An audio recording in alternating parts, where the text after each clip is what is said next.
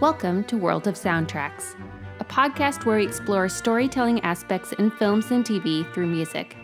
Whether it is comparing book adaptations, observing themes over a series, or microanalyzing the choice of instruments, we look at how the story is told and moves us. I am your host, Ruth Mudge, and today we have an interview with Belgian composer Hannes de Maeyer.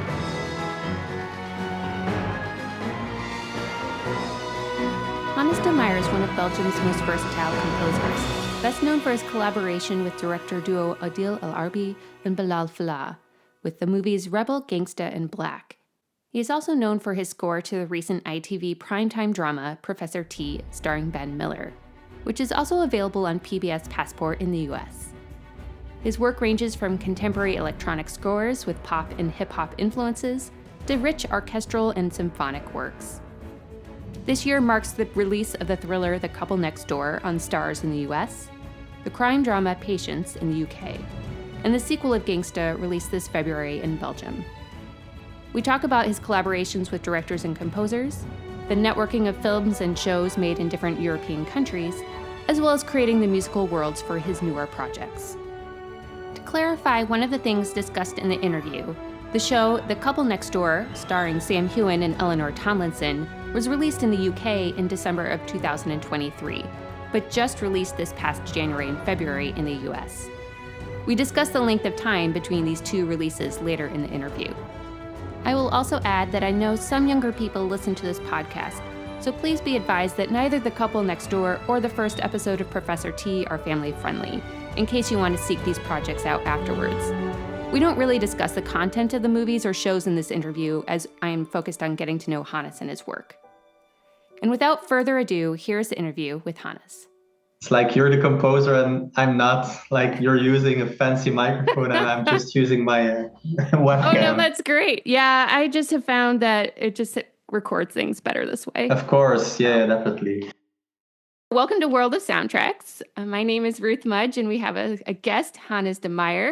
And we're here to talk about film composing, which is very exciting. So first of all, I like to start with the first one. So the first project or first soundtrack that really caught your imagination when you were watching a film or TV or something like that. Mm-hmm. Yeah, like the very first memory I have from audio or music that had some impact on me regarding films or video was like, I'm an 80s kid. I was born in the 80s. So the Disney movies, The Little Mermaid was, I think, the very first. And then you have the two others like Beauty and the Beast, Aladdin. Those were the very first I can remember that really struck something inside me. The music was so beautiful, the songs, but also like the music behind it.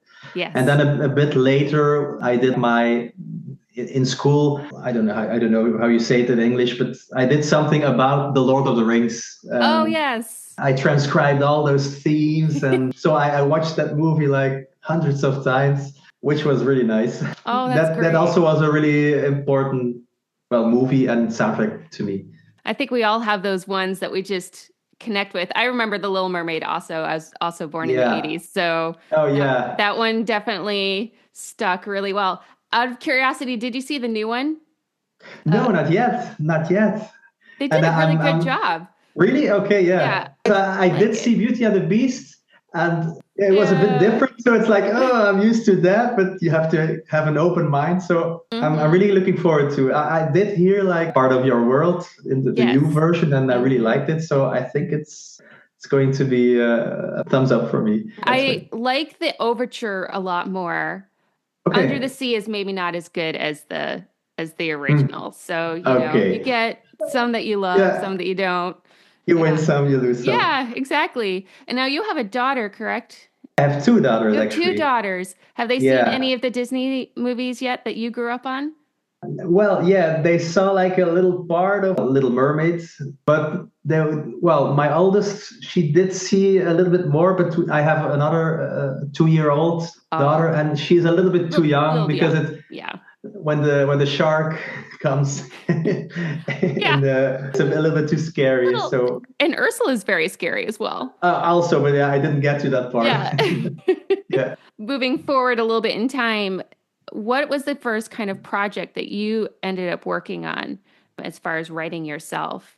Yeah, I started with doing some short movies, but I think the first feature film I did, it's called Image, and it's the first feature film of Adil El Arbi and Adil and Bilall, who now did two Bad Boys movies. So it was the start of a really great relationship and work relationship between them and me. It was the first feature film they did, but it was also the first feature film I scored. So you've done now, is it 3 or 4 films with them at this point? Yeah, I think 5 actually. Oh, yeah, wow. I did 5. Yeah, because now in theater is Gangsta's. The current one Hudson's the current one, exactly. Mm-hmm. So that's the 5th one, I guess. Yeah.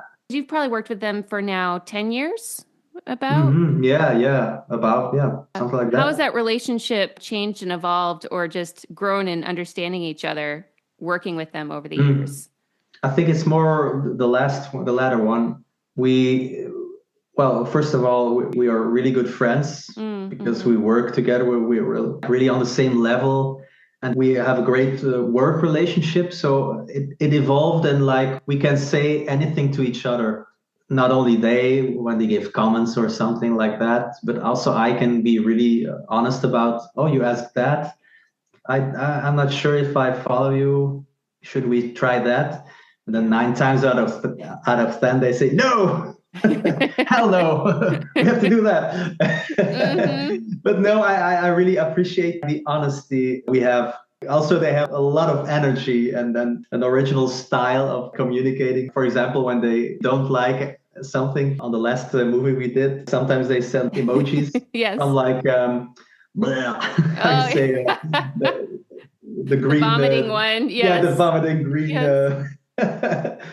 But yeah, that's also fun, right? It's not meant to hurt. It's we're on the same level, and it's just really, really nice. Well, because the feedback is not personal. You're trying to make the best product. Of course. You can.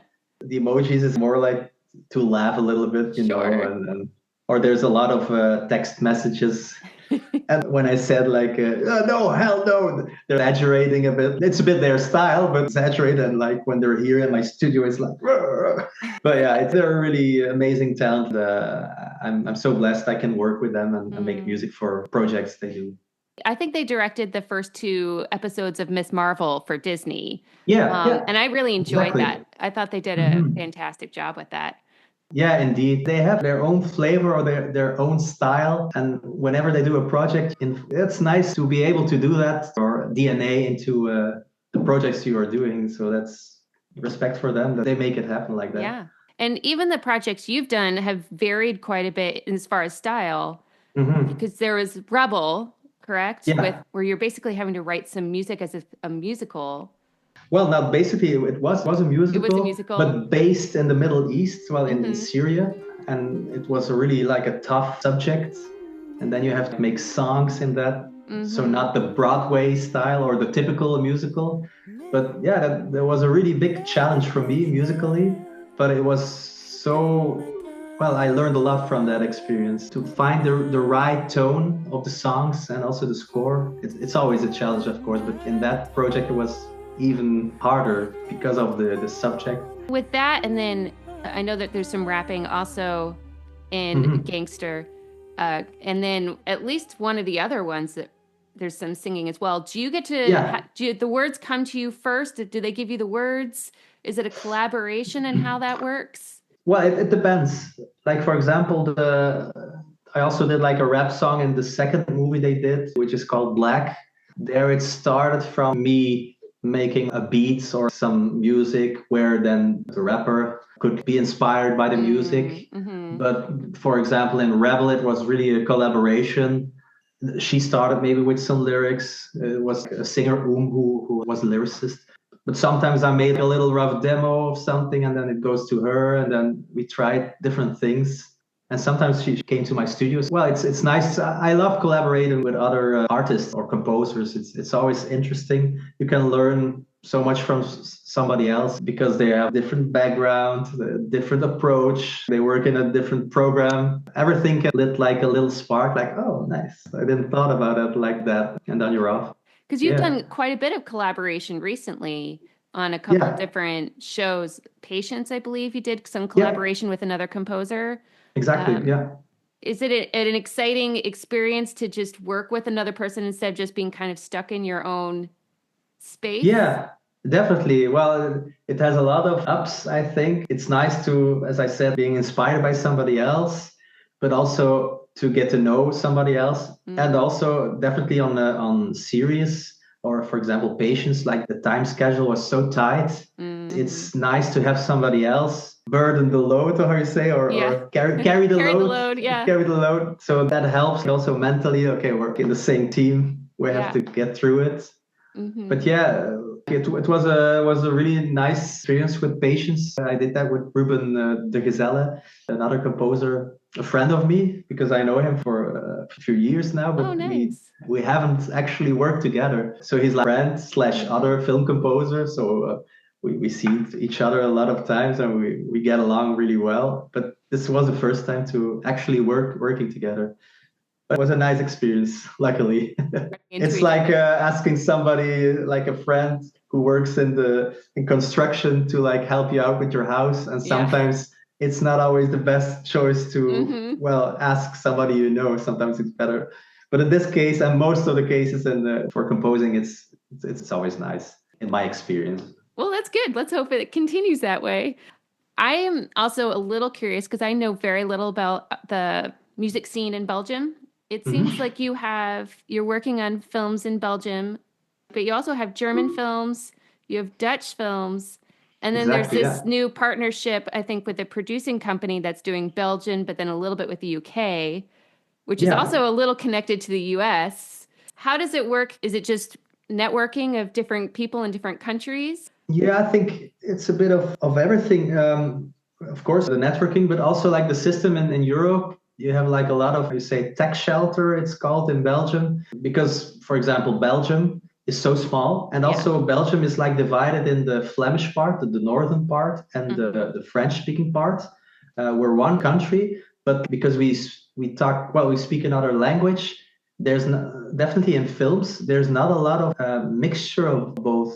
So Belgium is a small country, and I'm from Flanders. It's like the northern part. Northern part. It's even smaller. So there's not a lot of, I would say, possibilities to get your films viewed.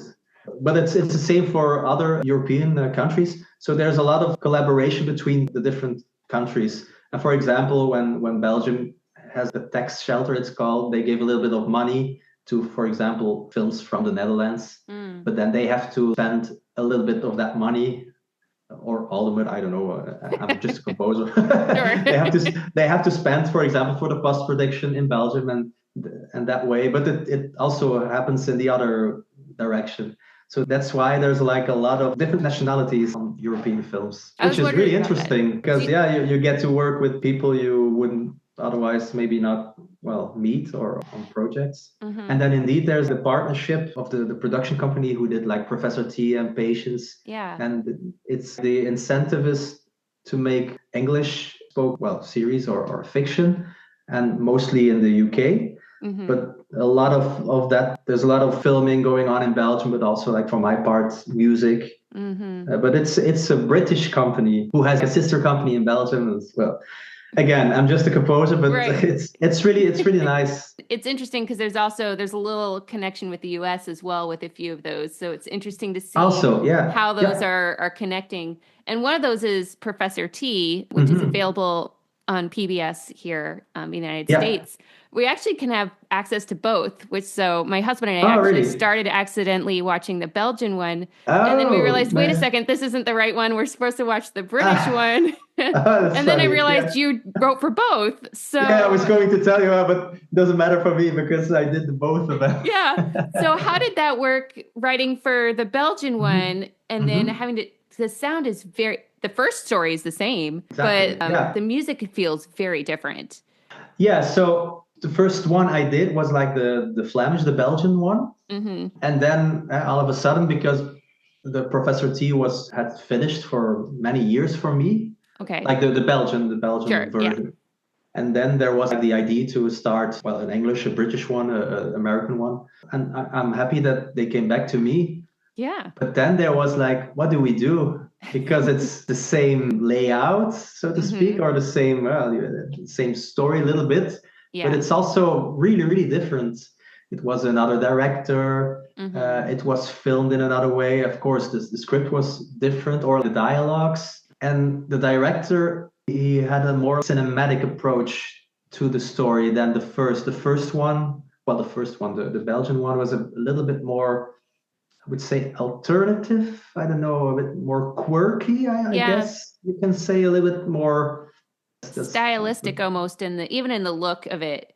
Yeah, It wasn't as polished.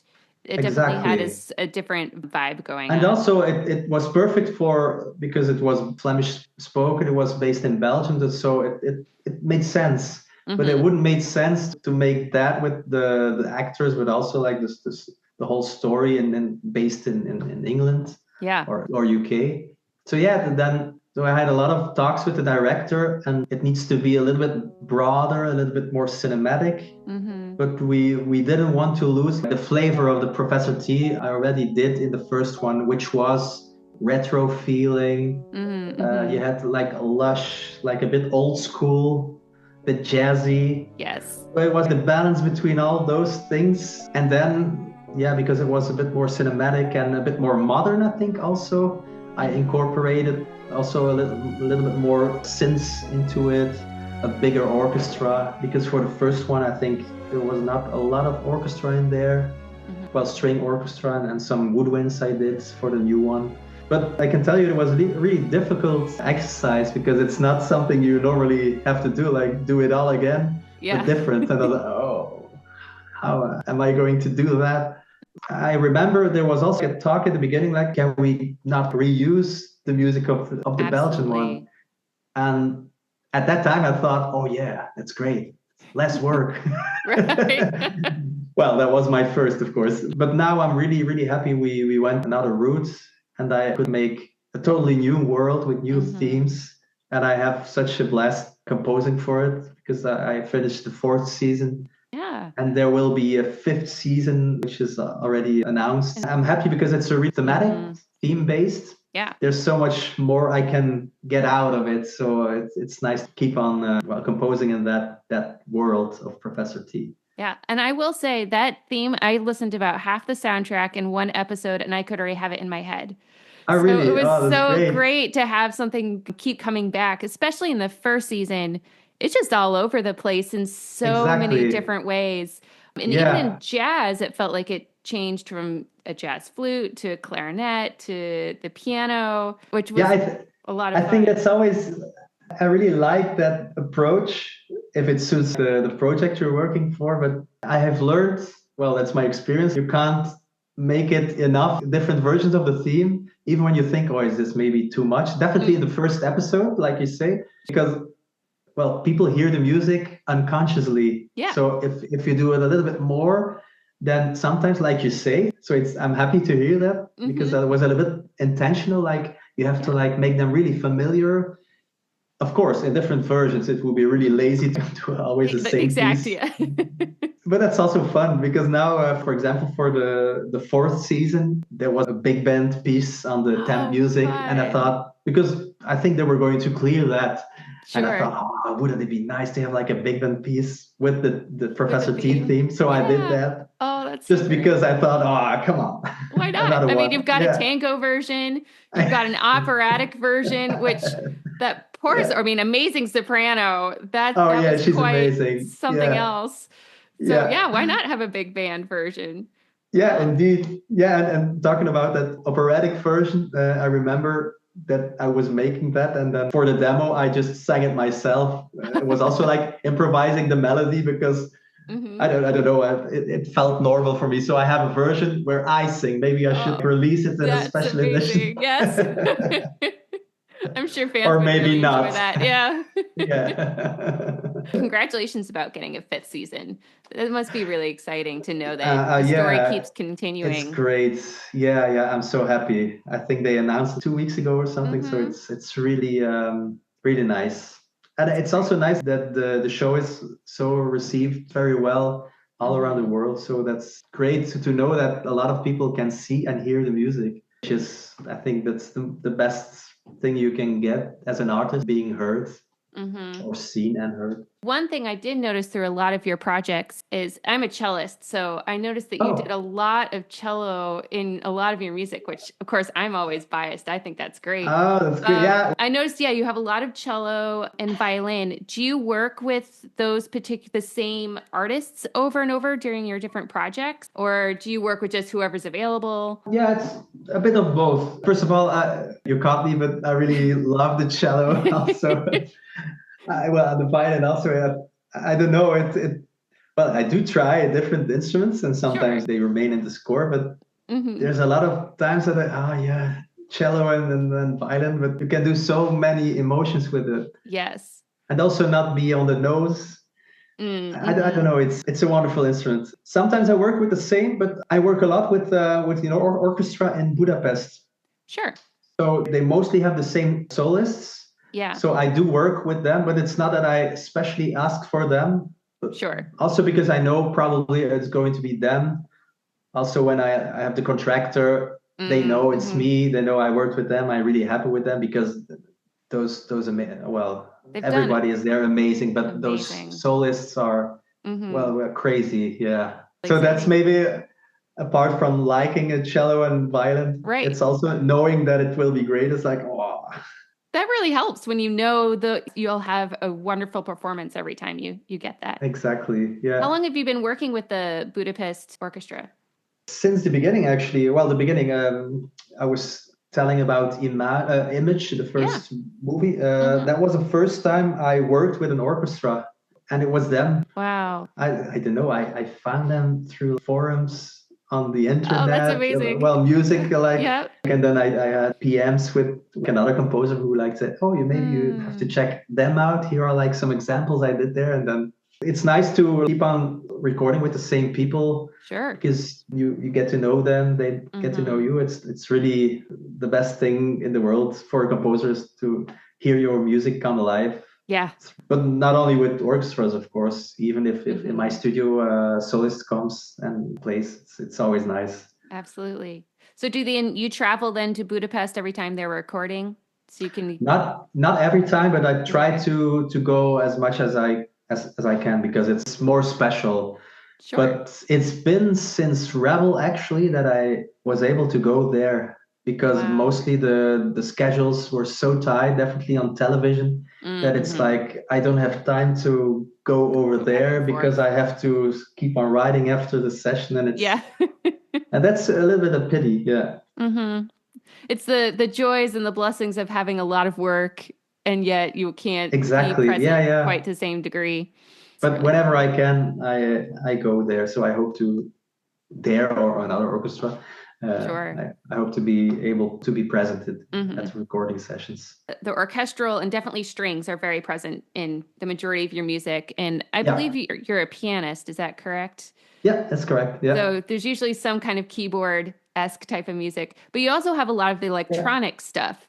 So whether it's messing with vocals in The Couple Next Door or your newest movie where it's all 80s synths, you have a whole different side of the electronic. Have you just been playing around with different sounds? Are there specific sounds that you just know you really enjoy using when you can? Or does it just depend on the project? It definitely depends on the project. But of course, I have my favorite sounds I use a lot in my music. But it's mostly as a part of, because it depends on the project. For example, for Gangstas, the music has to be really 80s orientated, that kind of vibe.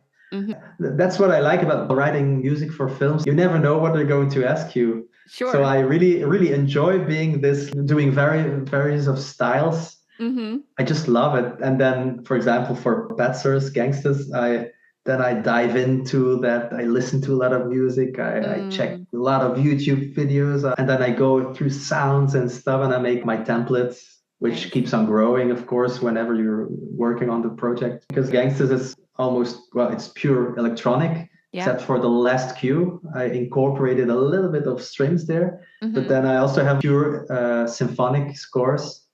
Sure. So I like the both of them, and also the mixture of can do so much That's what I really love. And I think that also goes back to when I was younger. Well, I always had like an open mind music wise. Thought there was always something good to be found or something interesting in every genre. And I think that kind of flex I have uh, does help me in creating music as broad as I can, or what they ask me. Yeah, so you can do World War II full orchestra for Torpedo, and then full 80s over here with Gangsta, and then a mixture of jazz for Professor T. Yeah. And then which is fun, right? Because every project is a new playground. I do want to ask a couple of questions about The Couple Next Door. This has been probably one of your longest projects in some ways, right? You finished it over a year ago. It finally finishes airing in the United States as opposed to the UK.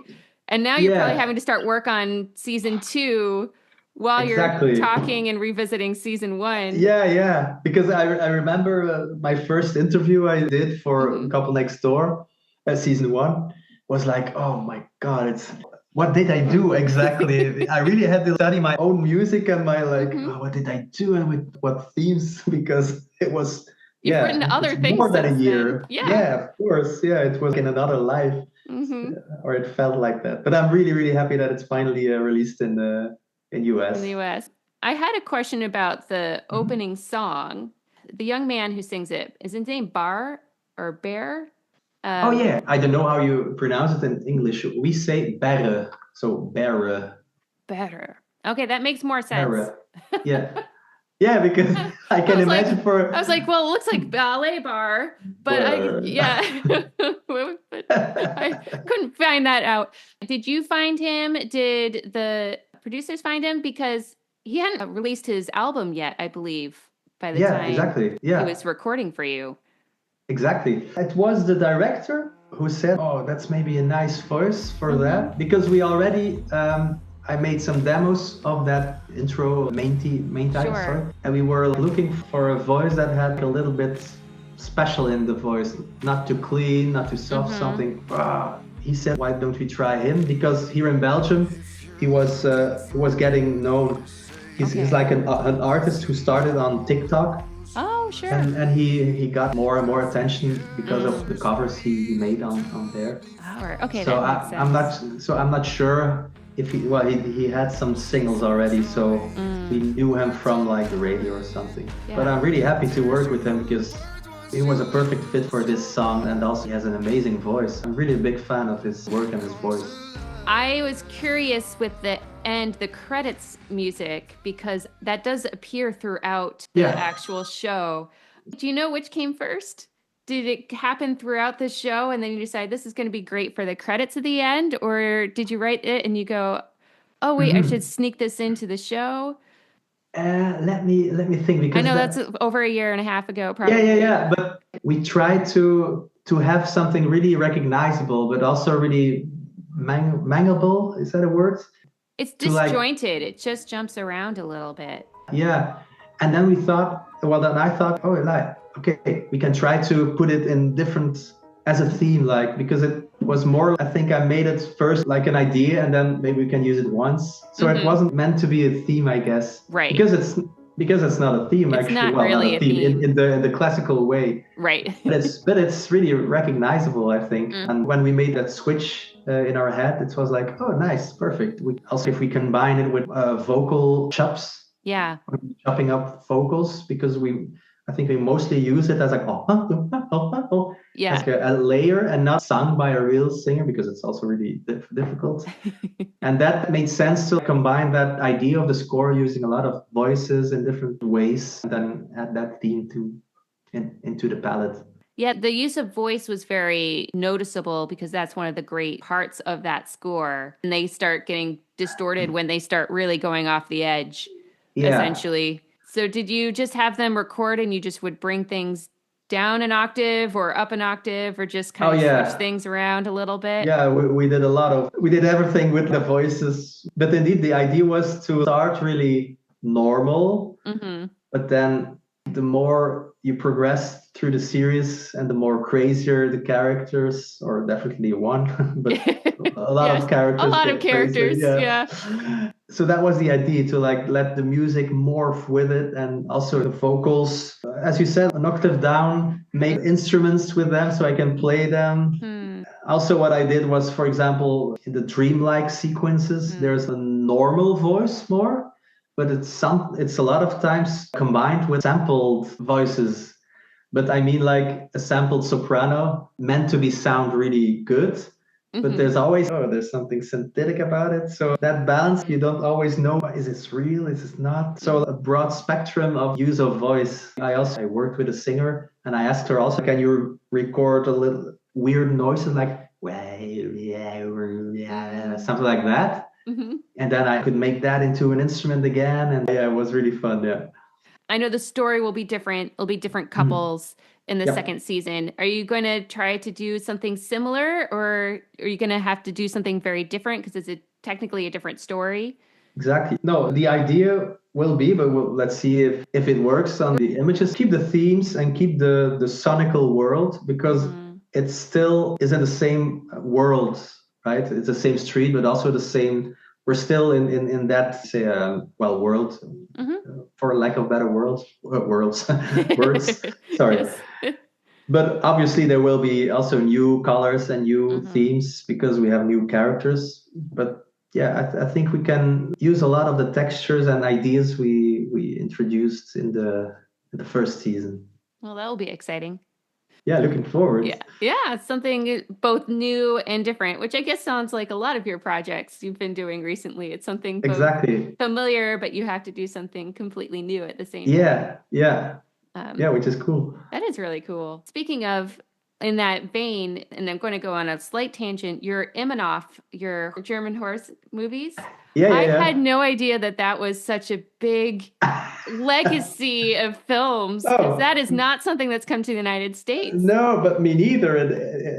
Because we're neighboring countries, but I had never heard of it, of Immenhof as a brand, as a thing. But also the horse movies is something really, extremely popular in that country. Well, it's popular here too. Oh, okay. So that's why I'm a little surprised I haven't. We love our Black Beauties and things like that, especially for girls at a certain age. Yeah, just have horse faces.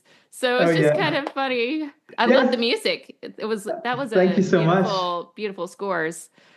Great. Yeah, I had lots of fun making them. It was a movie where you don't have to be subtle. You can feel all the really emotions. Beautiful, yeah. And I went to Budapest myself, so I did hear it in real life, which was, really nice. Oh, that's so great. I have one question, and then I'm going to let you go so you can catch your flight. My final question is... The phone call was my wife. I was guessing that might be the case. As a musician and someone who composes, it sounds like you do listen to other music still. I know some people like silence so they can not get I like influenced. to. Who would you love to listen to right now? Either a composer, a band, old, new? Oh, it's always difficult. Well, there's a band I listen to a lot. Actually, it's a Belgian band, and it's a friend of me. But his band is called Douglas Furs. It's a little bit Americana music. I think you can a little bit in that style, but I don't know. It's always really calming to me. It's like nice lyrics, nice music, melodies. I really like that kind of country vibes. Oh, sure. It's really nice. But as I said, my taste of music is so broad. I don't know. It depends. Depends on the day. Depends on the mood. Sure. And also, of course, I check out sometimes the latest soundtracks, or not the latest, like the classics, or I don't know. There's so much to listen, but because I'm working so much, I used to listen a lot to different music, also a lot of soundtracks, but I miss that because now I don't have always the time because I work long hours, and then you have two kids. So and then I have two kids. That's another work. That's another work as well. Yeah. So that's understandable. Maybe at some point you'll have more time to listen to everything again. Exactly. Yeah, that would be nice. But it's that's the upside. There's a lot of downsides. Things like Spotify. Sure. Like for the composers and the musicians, all the problems we know, but it's also really handy. I'm working and I want to take a break just listen to whatever I want, I can think of, and you can search it, and that's amazing. It's a wonderful thing. Well, thank you so much for speaking to me, especially on a very busy day. Thank I you. hope your trip to Egypt goes well. I hope so too. Yeah, a little bit of like rests before all hell breaks loose. Sure, before all the next projects are happening. Exactly. So yeah. Thank you so much for talking to me. Good luck Nice with all to your meet you. projects. Nice to meet Thank you you too. so much. Thank you again to Hannes for joining World of Soundtracks. You can follow him on Facebook at Hannes de Maeyer and Instagram at HannesDM, as well as finding his music on Spotify, Apple Music, or wherever you find your music. You can also follow the World of Soundtracks on our Facebook page, as well as Twitter/X and Instagram at WO Soundtracks. Please like and subscribe, share with friends, or even leave a review on Apple Podcasts, Spotify, or Amazon. I highly recommend subscribing so you don't miss when the next episode comes out. Until next time, happy listening!